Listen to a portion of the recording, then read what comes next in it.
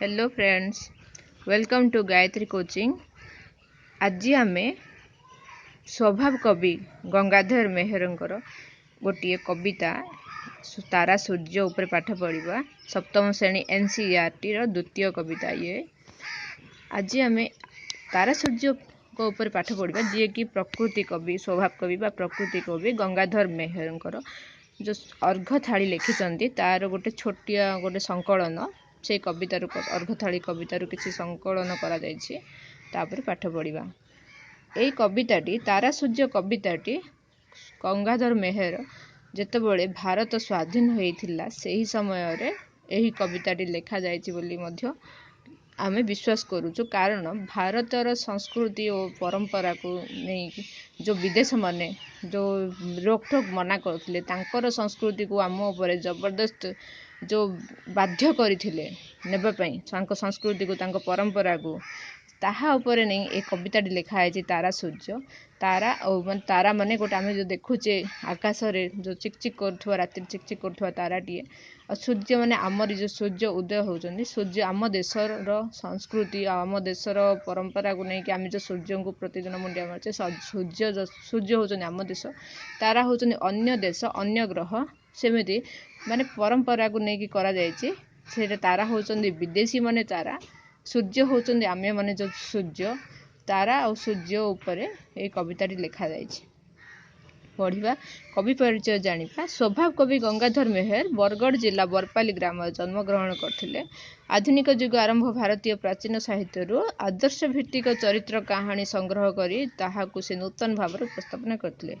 आम चारिपाखे थिबा प्रकृति को जीवंत भाव वर्णना करी से अनेक प्रतिभा उदाहरण सृष्टि करिसेंती। सेथिपई तांको प्रकृति कवि बोली मध्य कुहा जाए। तपस्विनी, इंदुमती, प्रणय बलरी, कीचकवध आदि काव्य और कृषक संगीत अर्घथाली कविता संकलन इत्यादि क्षुद्र कविता संकलन तांको महान कवित्वर परिचय प्रदान करे। मातृभाषा मातृभूमि को भल पाउथुवा एही कवि आधुनिक काल रे उच्च शिक्षा न पाइले मध्य रचना गुड़िक काल काल धरी आमको उन्नत शिक्षा प्रदान करुछि।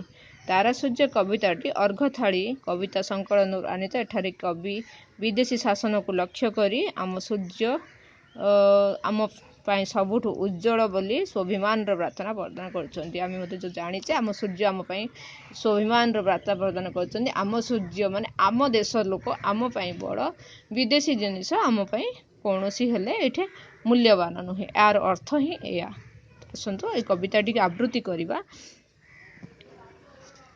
हे तारका गण किंपा दिश सान सान, तुमे परा अछ केते रवि रश्मि मान, दिवसे न दिशि किंपा दिश रजनी रे दिश, प्रभाकर होई तुम्भे मने भय किस। हे तारका गण किंपा दिश सान सान, हे तारका गण बोले जो नक्षत्र जो तारा मन को कहा जाउची, तमे काहे केते छोट छोट देखा होचे।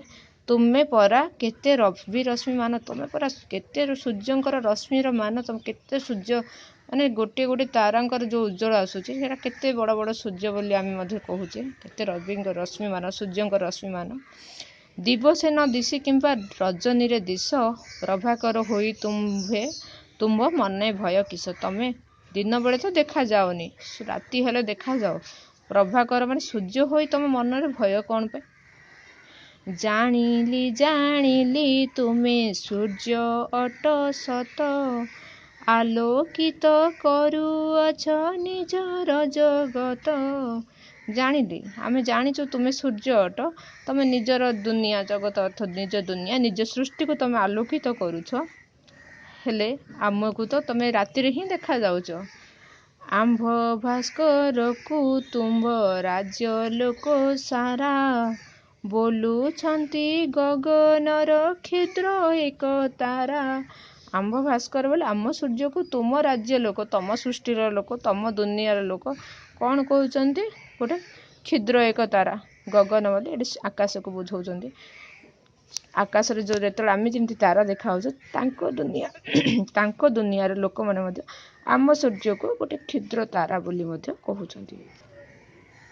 तुम्भ राज्य तुम आगे ଆମ୍ଭର ଭାସ୍କର ନ ଦିଶନ୍ତି ତେଣୁ ଦିନେ ନ ହୁଅ ଭାସ୍ୱର। ତୁମ ରାଜ୍ୟରେ ତୁମ ଆଗରେ ଆମର ଭାସ୍କର, ତୁମ ରାଜ୍ୟ ତୁମ ଦୁନିଆରେ ତୁମ ଆଗରେ ଆମ ସୂର୍ଯ୍ୟ ନ ଦିଶନ୍ତି ତେଣୁ ଦିନେ ନ ହୁଅ ଭାସ୍ୱର, ଉଜ୍ଜଳ ଦେଖାଯାଆନ୍ତି ନୁହେଁ।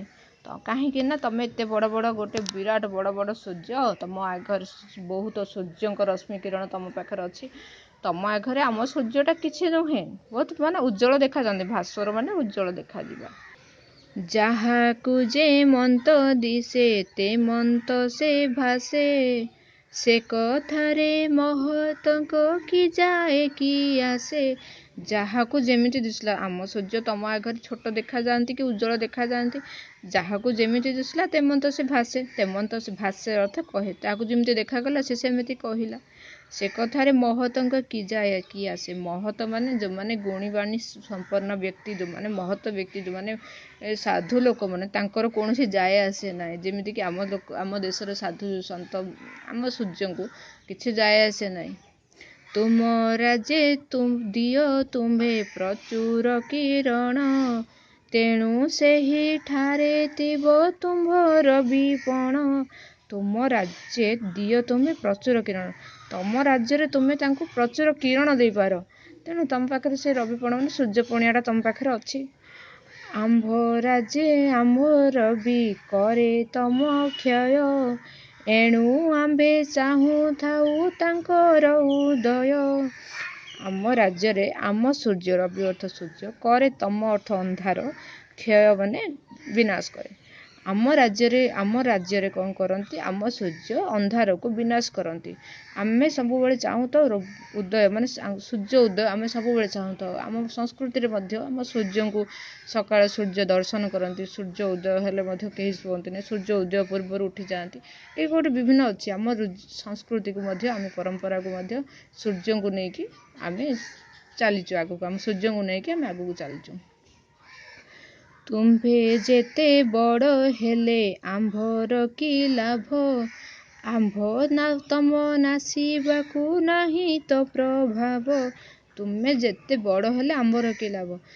ଆମେ ଦେଖୁଛେ ଆକାଶ ଯେତେବେଳେ ସବୁଠୁ ଚିକଚିକ କରୁଥିବା ଯେଉଁଟା ଉଜ୍ଜଳତମ ତାରା ଥାଏ, ସେ ଆମେ ଭାବୁଛେ ସେଇଟା ବହୁତ ବଡ଼ ସୂର୍ଯ୍ୟ, ସେ ବହୁତ ଉଜ୍ଜଳ ଦେଉଛନ୍ତି। ହେଲେ ଆମର ତମ ନାସିବାକୁ, ଆମର ଅନ୍ଧାର ବିନାଶ କରିବାକୁ ତମର ତ କିଛି ପ୍ରଭାବ ନାହିଁ, କାରଣ ତମେ ରାତିରେ ହିଁ ଦେଖାଯାଉଛ। ଯେ ଯାହାର ହିତ କରେ ନହେଲେ ତା ନାମ, ଆମ୍ଭ ଦେଶେ କହୁ ତାକୁ ନିମକ ହାରାମ। ଯେ ଯାହାର ହିତ କରେ, ଯେ ଯାହାର ଭଲ ଚାହେଁ, ତାକୁ ଆମେ ଭଲ ନାମ ଦେଉଛୁ।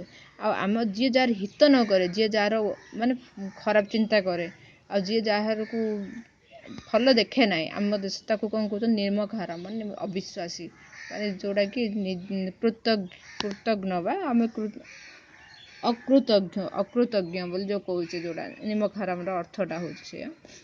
ଆମ ଦେଶର ଲୋକ ତାକୁ ନିମକ ହାରାମ ବୋଲି କୁହନ୍ତି। ପିଲାମାନେ ଆଜି ଆମେ ଏଇ ପାଠଟି ପଢ଼ିଛେ, ଆର ଉତ୍ତର ମାନେ ପ୍ରଶ୍ନ ଉତ୍ତର ପାଠ ପଢ଼ିବା, ପ୍ରଶ୍ନ ଉତ୍ତର କରିବା। ପିଲାମାନଙ୍କୁ ଯାହା ଡାଉଟ୍ ଅଛି ତ ମୋତେ ପଚାରି ପାରିବ। ଆଉ କବିତାଟିକୁ ସୁନ୍ଦର ଭାବରେ ଆବୃତ୍ତି କଲେ ବହୁତ ଭଲ ଲାଗିବ।